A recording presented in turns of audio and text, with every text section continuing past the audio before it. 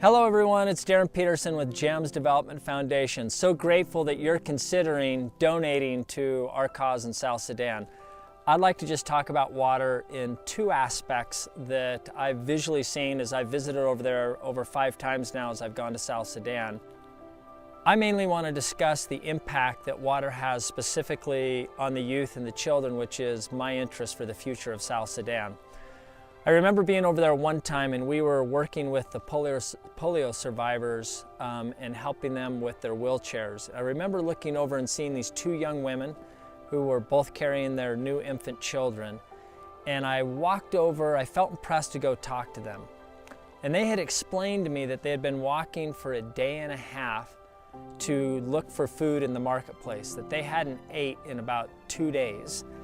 And part of the issue was they didn't have water to be able to sustain crops. And so they were heading into the marketplace and they had found this kind of petrified wood or something to try to sell in the marketplace to obtain money for food.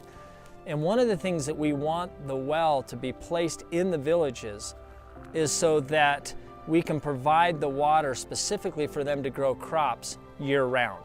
What's been interesting to me is that the children have been designated to go fetch the water. And you'll see them carrying these like 5-gallon buckets on their head. I don't know how they do it. And it's so ironic that it's usually 10-year-old to 14-year-old young ladies that are carrying the water. And then sometimes you'll see young men carrying it in wheelbarrows, but they'll walk up to a mile, mile and a half, 2 miles to obtain water for their family. And sometimes they'll take their clothes, they have to walk long distance, they're put in vulnerable situations. A lot of times the water that they're accessing is contaminated, it's polluted, it's disease infested.